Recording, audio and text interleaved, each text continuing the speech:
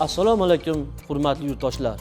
Kadastr agentligining Davlat kadastrlari palatasining asosiy vazifalaridan biri davlat yer kadastrini yuritish, respublikamiz yer resurslari holati to'g'risidagi milliy hisobotlarni tuzishdan iborat.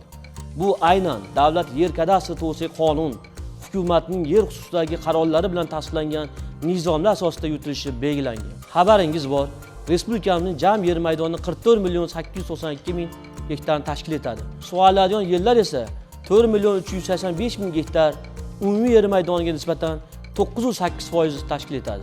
Bugungi kunda Davlat kadastrlari palatasi va uning hududiy boshqarma filiallarida 354 nafar malakali yer hisobini yurituvchi xodimlar faoliyat yuritadi. Yer kadastrini yuritishda raqamli texnologiya asosida, ya'ni UZCAD axborot tizimi, yer hisoboti axborot tizimlari jarayonlari olib borilmoqda. Bunda har bir yer egasi yerdan foydalanuvchilarning joylashgan joylashuv xaritalari, yer maydoni, yer fondi toifalari, shuningdek foydalanish maqsadlari huquqiy hujjatlar asosida shakllanadi. UZCAD axborot tizimi orqali respublikamizning 95% yer maydonlari, qariyb 42.600.000 gektar yer maydonlarining elektron xaritalari yaratildi va aniq yer egalari bilan hisobga olindi. 2025-yil davomida davlat rahbarining hamda hukumatning yer munosabatlariga oid qaror va farmoyishlarga asosan jami respublika bo'yicha 56.600 gektar qishloq xo'jaligi mo'ljallangan yerlar toifasi yer maydonlari boshqa yer fond toifalariga o'tkazildi.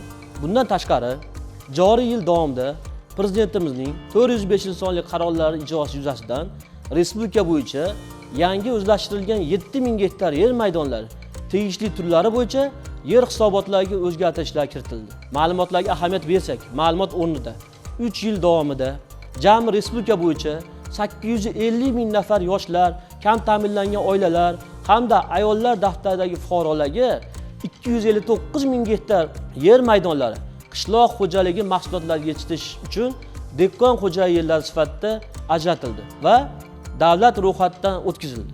Yer hisobini yurituvchi mutaxassislar tomonidan yil davomida tadbirkorlik va shaharsozlik faoliyati uchun yer elektron axborot tizimiga kiritilgan 77 mingta yer uchastkalarini yer fondi toifalarini belgilash bo'yicha jarayonlarda ishtirok etdi.